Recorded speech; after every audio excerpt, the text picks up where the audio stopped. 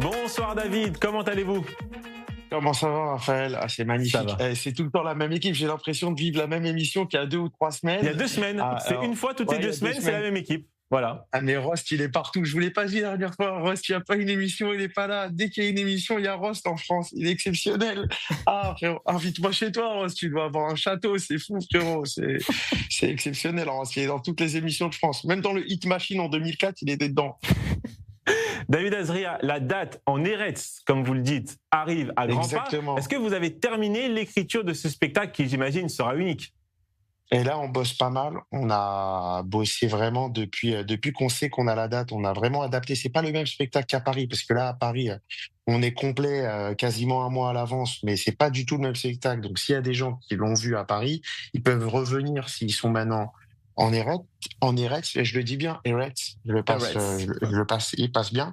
Donc venez, c'est pas du tout le même. On a bien bossé, on va s'adapter aux gens qui sont sur place à Tel Aviv, et franchement, ça va être un spectacle exceptionnel. Donc prenez les dernières places. Il reste plus grand chose, mais c'est dans 3 semaines, et peut-être si on a réussi à vendre toutes les places, on va peut-être rajouter une date. Mais ça dépendra de vous si vous prenez les dernières places.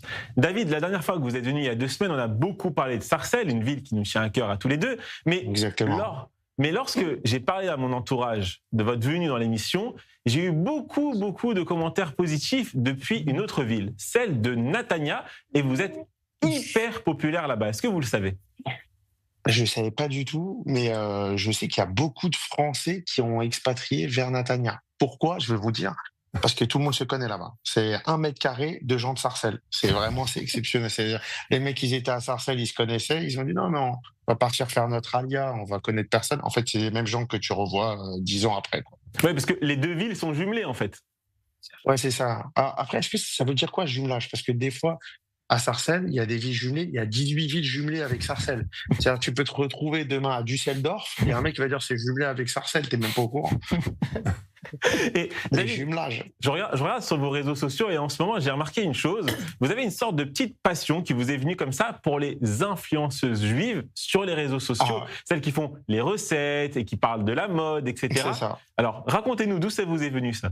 En fait, quand tu commences à suivre tel ou tel compte, ou pas forcément, l'algorithme te propose des vidéos. Donc, tu as 2 types de personnes. Parce que quand tu es un homme aujourd'hui sur Instagram, il y a des femmes, et des fois, entre 2 vidéos de femmes, tu as une vidéo de rabbin sur ton rabbin. Tu connais ce moment où tu dis, oh là là, oh peut-être il m'a vu le rabbin. Tu es obligé de regarder la vidéo, sinon il va t'arriver une merde cette semaine. Donc, tu regardes la vidéo, Yehia Ben Chetrit, 9 minutes 45. Ah, t'es obligé de la regarder. Et les femmes, c'est différent. Il y a que des vidéos, elles font toute la cuisine. Moi, je connais des femmes, elles ont jamais cuisiné de leur vie. Maintenant, il faut faire des vues sur TikTok. Elles font tous la cuisine. Et quand tu rentres chez toi, tu lui dis, chérie, qu'est-ce qu'on mange? Elle dit, on commande. Mais comment on commande? Tu vois 900 vidéos par jour. Je veux goûter, moi, ce que tu as regardé. Et du coup, je me suis dit, je suis obligé de faire des vidéos. C'est pas possible. Il y a trop de gens, frère. Il y a trop de gens. Cuisine tous maintenant. Et David, j'ai appris aussi, en plus de la date que vous faites bientôt à Tel Aviv, que vous montez Ouais. sur scène à Porto. Mais pourquoi Porto? Porto, bah, je vais être honnête avec toi, ils m'ont contacté, ils m'ont dit il y a des étudiants, parce que ça aussi, il faut en parler aussi. La majorité des gens maintenant qui sont dentistes ou pharmaciens, ils sont pas français, ils ont étudié à Porto. Donc maintenant, quand tu arrives dans un cabinet dentaire, tu dis à la dame ou au monsieur, j'ai une carie, il comprend pas, faut lui dire en portugais. Et caras, et j'ai une carasse, il faut une carasse, mais oui, je connais. Mais carie, ils connaissent plus. Ils parlent portugais maintenant, tous les dentistes, tous les bénichous et tout, c'est fini, ils parlent pas.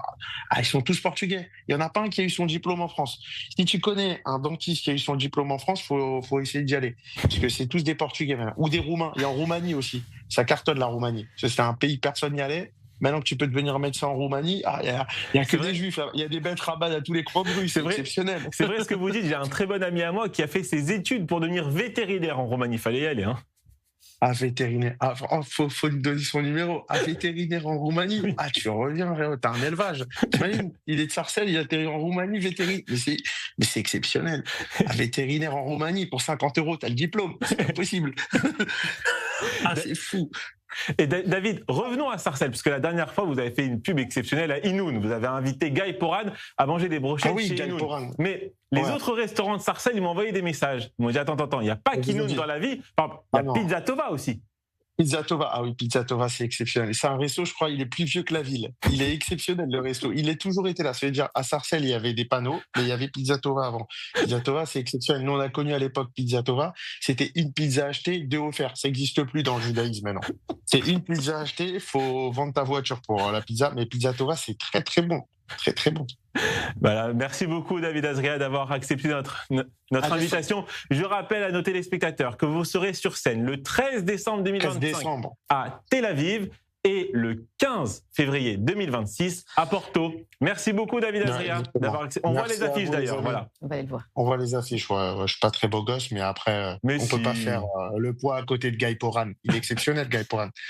Nous le parle, vous verrez, nous le parle. Vous verrez, nous le parle. Qu'est-ce que je dis? Vous verrez, nous le parle. Ah là, il rigole à mon accent. Hein. Oui. Ah oui, il a un accent. Il est peut-être allé faire vétérinaire en Roumanie, lui aussi. Accent déjà pas.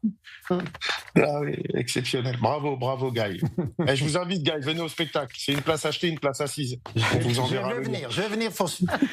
Merci beaucoup David. À très vite dans l'émission. Merci. Allez, ciao, bye.